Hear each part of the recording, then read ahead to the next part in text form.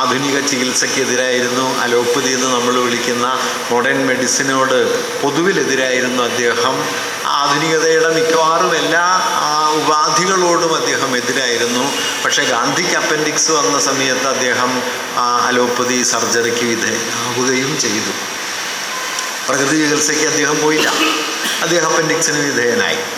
അതുകൊണ്ട് ഗാന്ധിയുടെ മഹത്വം ഇതുകൊണ്ട് ഇല്ലാണ്ടായിപ്പോയി എന്നൊന്നുമല്ല കേട്ടോ ഞാൻ പറയണത്. ഞാൻ പറഞ്ഞു തന്നത് ഒരു കാലത്തെ മനസ്സിലാക്കുക, ഒരു വ്യക്തിയെ മനസ്സിലാക്കുക എന്നതിൻ്റെ അടിസ്ഥാനപരമായ ഒരു സ്വഭാവം ആ കാലത്തിലും ആ വ്യക്തിയിലും ഉൾച്ചേർന്നിരിക്കുന്ന ആഴമേറിയ വൈരുദ്ധ്യങ്ങളെ തിരിച്ചറിയുക എന്നതാണ്. വൈരുദ്ധ്യം എന്ന് പറയുന്നത് യാഥാർത്ഥ്യത്തിൻ്റെ ഏറ്റവും അടിസ്ഥാനപരമായൊരു സ്വഭാവമാണ്.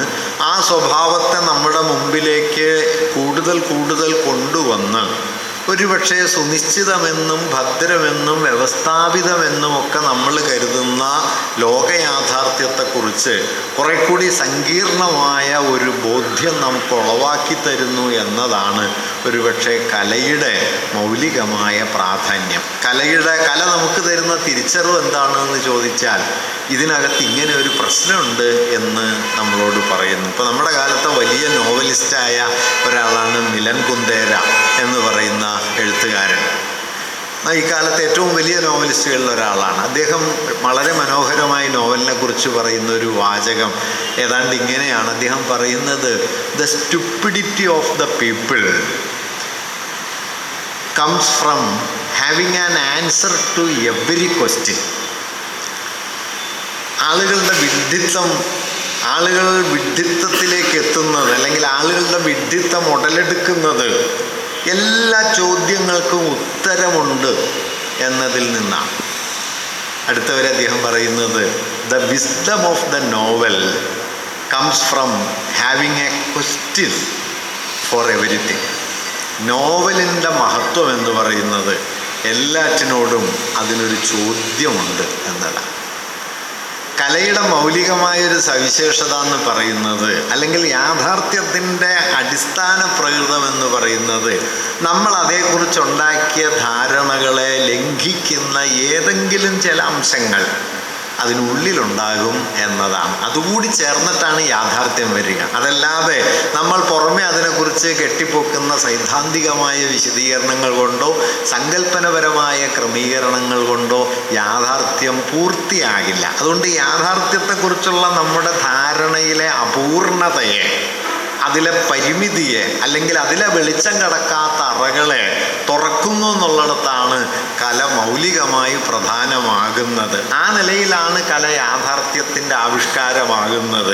അല്ലാതെ പുറത്ത് പഞ്ചായത്ത് എന്ന് നമ്മൾ പലപ്പോഴും തിരിച്ചറിയാറില്ല എന്ന് മാത്രമേ ഉള്ളൂ. അല്ലാതെ അതില്ലാഞ്ഞിട്ടല്ല, നോക്കാഞ്ഞിട്ടാണ് എന്ന് വേണമെങ്കിൽ പറയാം. അങ്ങനെ നോക്കാൻ നമ്മെ പ്രേരിപ്പിക്കുകയും ഒരുപക്ഷെ പല പ്രഭാവങ്ങൾ, ദേശീയ സ്വാതന്ത്ര്യ സമരം, ഗാന്ധി, നവോത്ഥാനം, വിപ്ലവോന്മുഖമായ മുന്നേറ്റങ്ങൾ, വ്യക്തിപരമായ വൈകാരിക ക്ഷോഭങ്ങൾ, ഇതെല്ലാം കൂടിക്കലർന്ന ഒരു മനുഷ്യ മഹാനാടകത്തിൻ്റെ അന്തരംഗം നിങ്ങൾക്ക് കേളുനായരുടെ ജീവിതത്തിലേക്ക് നോക്കിയാലും കാണാൻ പറ്റും. അതിൽ ചിലതൊരു സമൂഹത്തെ സംബന്ധിച്ച് വളരെ പ്രധാനമായിരിക്കും, ചിലതാകട്ടെ വളരെ അപ്രധാനമായിരിക്കും.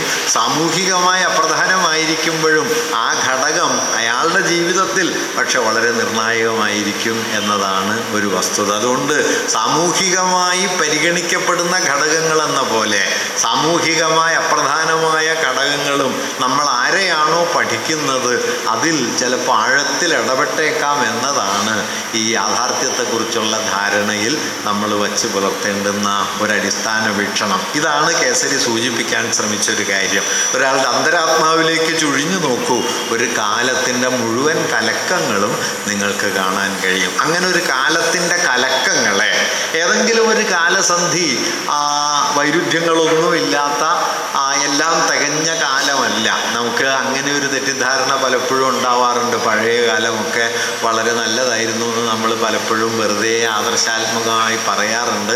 അതിലൊന്നും യാതൊരു അർത്ഥവുമില്ല കേട്ടോ. പഴയ കാലം വളരെ നല്ലതാണ്, ഇപ്പം കുട്ടികളൊക്കെ മോശമാണ് എന്ന് നിങ്ങൾ കരുതുന്നുണ്ടെങ്കിൽ അതിനൊരർത്ഥം മാത്രമേ ഉള്ളൂ. നിങ്ങൾക്ക് നല്ല പ്രായമായി എന്നാണ് അതിൻ്റെ അർത്ഥം. അല്ലാതെ വേറെ അർത്ഥമൊന്നും അതിനില്ല. കാരണം ഏത് കാലത്തും മുതിർന്ന മനുഷ്യർ കുഞ്ഞുങ്ങളോട് പറഞ്ഞുകൊണ്ടിരുന്നത് ഞങ്ങളുടെ കാലം വളരെ നല്ലതായിരുന്നു, ഇപ്പോൾ വളരെ മോശമാണ്. ഇപ്പോൾ ഉള്ള കുഞ്ഞുങ്ങളും 60 വയസ്സാകുമ്പോൾ ഇത് തന്നെ പറയും, അതിൽ വ്യത്യാസമൊന്നുമില്ല. അതുകൊണ്ട് വാസ്തവത്തിൽ ഏതെങ്കിലും ഒരു കാലം സ്വയംപൂർണമായി നല്ലതോ, ഇപ്പോൾ ഗാന്ധിയുടെ ആദർശങ്ങളിൽ നിന്ന് വഴിമാറിയതാണ് നമ്മുടെ നാടിൻ്റെ ദുര്യോഗം എന്ന് പലപ്പോഴും ഗാന്ധിയൻ ആദർശങ്ങൾ പറയുന്ന ആളുകൾ പറയാറുണ്ട്. ഗാന്ധി ജീവിച്ചിരുന്ന കാലത്താണ് ഇന്ത്യ കണ്ട ഏറ്റവും വലിയ വർഗീയ ലഹള നടന്നത്. ഗാന്ധിക്ക് ഒന്നും ചെയ്യാൻ പറ്റിയില്ല. ഗാന്ധി ജീവിച്ചിരുന്ന കാലത്താണ് ഇന്ത്യ പാക് വിഭജനം നടന്നത്. ഏതാണ്ട് 10 ലക്ഷത്തിലധികം ആളുകൾ 2 കോടിയോളം ആളുകൾ അഭയാർത്ഥികളായി മാറി. 2 ലക്ഷത്തോളം ആളുകൾ കൊല ചെയ്യപ്പെട്ടു. ഇന്ത്യയിൽ ഏതെങ്കിലും ഒരു വർഗീയ ലഹളയിൽ അത്ര ആളുകൾ പിന്നെ അതിനു മുമ്പോ കൊല ചെയ്യപ്പെട്ടില്ല. ഗാന്ധി ജീവിക്കുന്ന കാലത്തിൻ്റെ നടുവിൽ ഗാന്ധിക്ക് ഒന്നും ചെയ്യാൻ പറ്റിയില്ല. ഗാന്ധി അത് കണ്ടു നിന്നു. ഗാന്ധി അതിനെ ചെറുക്കാൻ ശ്രമിച്ചു എന്നുള്ളതൊക്കെ ശരിയാണ്. പക്ഷെ അദ്ദേഹത്തിൻ്റെ ശ്രമങ്ങളൊക്കെ പരാജയപ്പെടുകയാണ് ചെയ്തത്. ആ പരാജയം ഗാന്ധിക്കും അറിയായിരുന്നു. ജീവിച്ചിരിക്കുന്നതിൽ ഞാൻ ലജ്ജിക്കുന്നു എന്നാണ് 1947 ഒക്ടോബർ 2-ാം തീയതി തൻ്റെ 78-ാം ജന്മദിനത്തിന് തനിക്ക് അഭിനന്ദനം അറിയിച്ച ആളുകളോട് ഗാന്ധി അന്ന് വൈകുന്നേരം പ്രാർത്ഥനായോഗത്തിലെ പ്രസംഗത്തിൽ പറഞ്ഞത് ജീവിച്ചിരിക്കുന്നതിൽ ഞാൻ ലജ്ജിക്കുന്നു എന്നാണ്. നിങ്ങളെനിക്ക് അഭിനന്ദനങ്ങളല്ല നൽകേണ്ടത്, എന്നെ ചൊല്ലി അനുശോചിക്കുകയാണ് വേണ്ടത് എന്നും അദ്ദേഹം പറഞ്ഞു. അങ്ങനെ സമ്പൂർണമായി നിഷ്ഫലമായി പോയൊരു ജീവിതമാണ് തൻ്റേത് എന്നൊരു ബോധ്യം ഗാന്ധിക്ക് അവസാനം ഉണ്ടായിരുന്നു. എന്നതുകൊണ്ട് അദ്ദേഹം വെറുതെ ഇരുന്നൊന്നുമില്ല. അപ്പോഴും അദ്ദേഹം സമരം ചെയ്തു. അദ്ദേഹം ആ സമരങ്ങളെ മുമ്പോട്ട് കൊണ്ടുപോയി. ഞാൻ പറഞ്ഞു വന്നത് എന്താണെന്ന് വെച്ച് കഴിഞ്ഞാൽ, അതുകൊണ്ട് എല്ലാ കാലങ്ങളും ഈ വൈരുദ്ധ്യങ്ങളുള്ളതാണ്.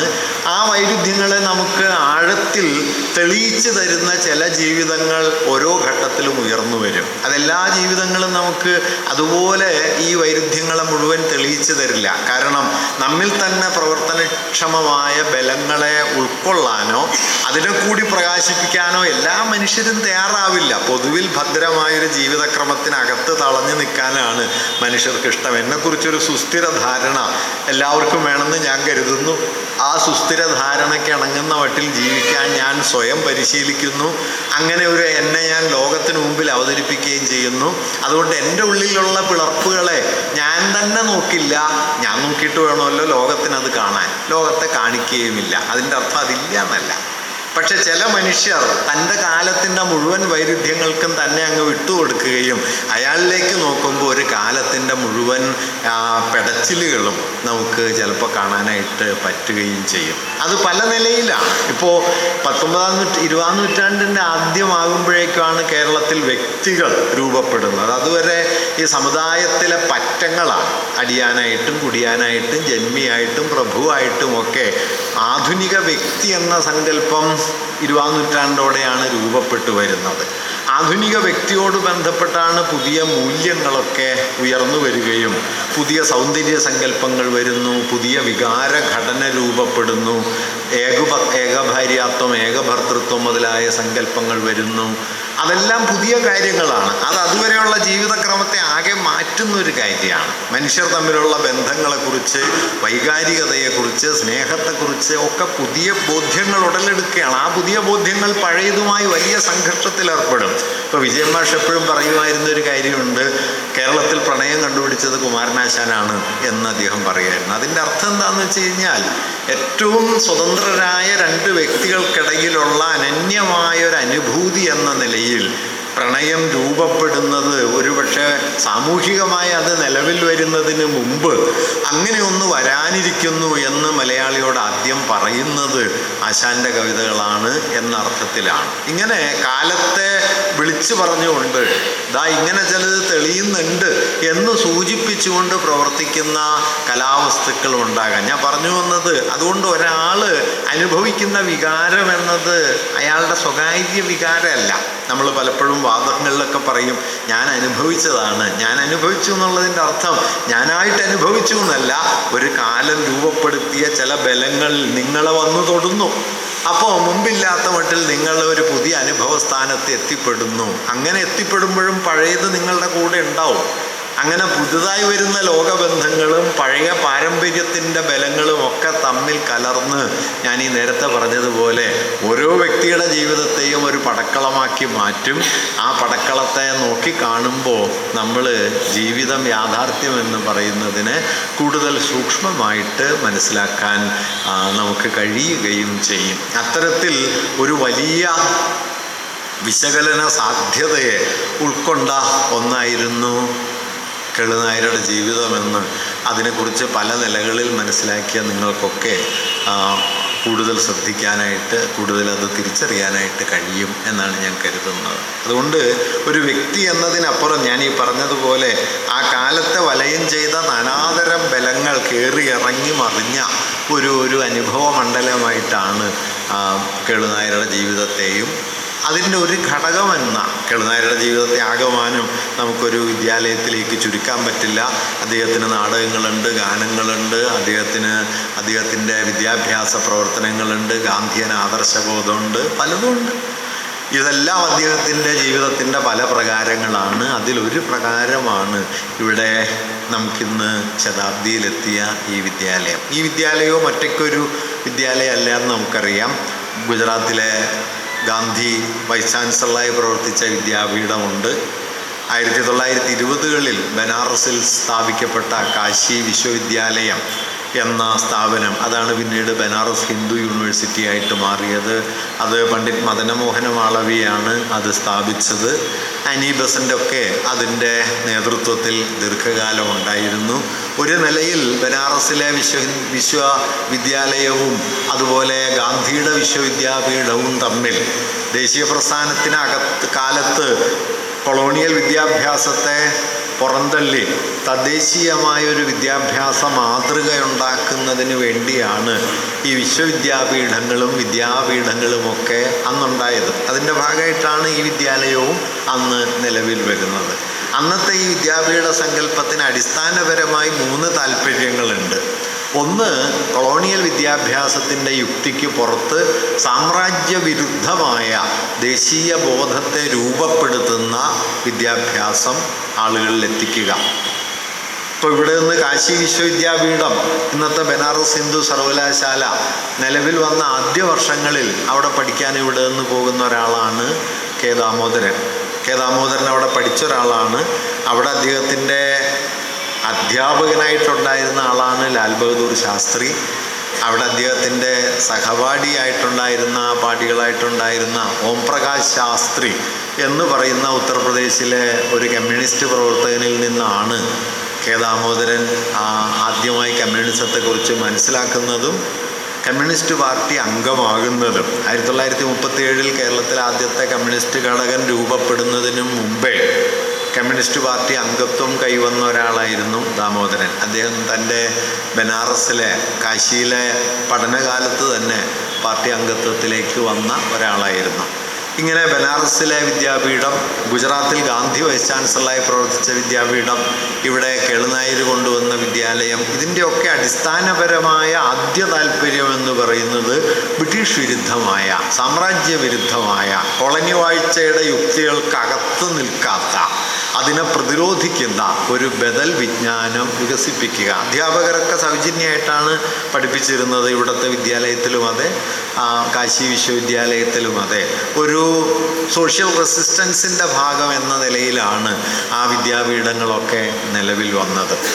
രണ്ടാമത്, പ്രത്യക്ഷമായിട്ടല്ലെങ്കിലും ഗാന്ധിയുടെ വിശ്വവിദ്യാപീഠത്തിലും അതുപോലെ ഇവിടെ ഗാന്ധിയൻ സ്വാധീനത്തിന് അകത്ത് വികസിച്ചു വന്ന വിദ്യാപീഠങ്ങളിലും സവിശേഷമായ രണ്ടാമതൊരു ഘടകമുള്ളത്, അത് ഇന്ത്യൻ ദേശീയ പ്രസ്ഥാനത്തിൻ്റെ ആദ്യഘട്ടത്തിൽ ഇന്ത്യൻ സ്വാതന്ത്ര്യ സങ്കല്പത്തിലുണ്ടായിരുന്ന വളരെ പ്രബലമായ ഒരു മതാത്മക വീക്ഷണത്തെ പ്രതിരോധിക്കുന്നുണ്ട് എന്നതാണ്. വാസ്തവത്തിൽ ബനാറസ് വിശ്വവിദ്യാലയവും ഗുജറാത്തിലെയും പിന്നീട് ഇന്ത്യയിൽ പലയിടങ്ങളിൽ വികസിച്ചു വന്ന വിദ്യാലയ സങ്കല്പവും തമ്മിലുള്ള മൗലികമായ ഒരു വൈരുദ്ധ്യം, അത് ആദ്യത്തെ വിജ്ഞാനത്തിൻ്റെ ഏതാണ്ട് അടിസ്ഥാനം മതാത്മകമായ ഹിന്ദുത്വപരം എന്ന് വിളിക്കാവുന്ന വീക്ഷണങ്ങളാണ്. ആ വീക്ഷണങ്ങളെ ദേശീയ പ്രസ്ഥാനത്തിനകത്ത് തിരുത്തിയത് ഗാന്ധിയാണ്. ഗാന്ധിയുടെ വീക്ഷണഗതികളാണ് വിദ്യാഭ്യാസത്തെക്കുറിച്ചുള്ള മതാത്മക ബോധ്യങ്ങളെ കുറേയൊക്കെ നവീകരിക്കാനായിട്ട് പിൽക്കാലത്ത് ദേശീയ പ്രസ്ഥാനത്തെ പ്രേരിപ്പിച്ചത്. അതാണ് രണ്ടാമത്തെ ഒരു ഘടകം എന്ന് പറയുന്നത്.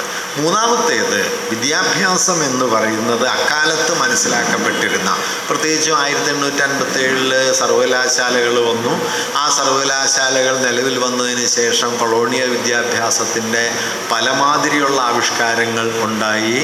ഇംഗ്ലീഷ് വിദ്യാലയങ്ങൾ പലയിടത്ത് വന്നു, കോളേജുകൾ വന്നു. അവിടങ്ങളിലൊക്കെ യൂറോപ്യൻ വിദ്യാഭ്യാസ രീതികൾ നിലവിൽ വരികയും ചെയ്തു.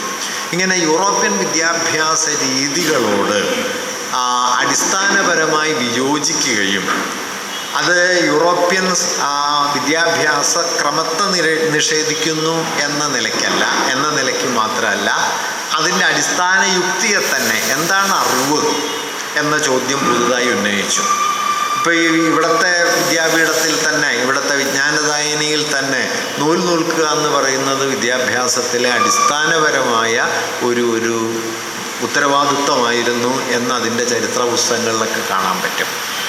അല്ലെങ്കിൽ എല്ലാ വീടുകളിലും ചെന്ന് ഒരു പിടി അരി ശേഖരിച്ച് അതിൻ്റെ ആ പണം ഉപയോഗിച്ച് സ്കൂളിൻ്റെ പ്രവർത്തനം നടത്തുക എന്നുള്ളത് ഇതിൽ നമുക്ക് കാണാൻ പറ്റുമായിരുന്നു. അല്ലെങ്കിൽ ഞാൻ ഈ നേരത്തെ പറഞ്ഞതുപോലെ വിദ്യാഭ്യാസത്തെ തൊഴിലിനോട് ബന്ധപ്പെടുത്തി കേവലം വിജ്ഞാനാർജനമല്ല, സാമൂഹികമായ ഇടപെടലുകൾ, പ്രത്യേകിച്ചും ഗാന്ധിയുടെ ഘട്ടത്തിൽ അന്ന് വന്നത് അയിത്തോച്ചാടനം പോലെ, ഖാദി പോലെ, സ്വദേശി പോലെയൊക്കെയുള്ള മൗലികമായ സാമൂഹിക ഇടപെടലുകളെ വിദ്യാഭ്യാസത്തോട് ബന്ധിപ്പിക്കാനുള്ള ശ്രമം അക്കാലത്ത് വളരെ ശക്തമായിരുന്നു. അതിൽ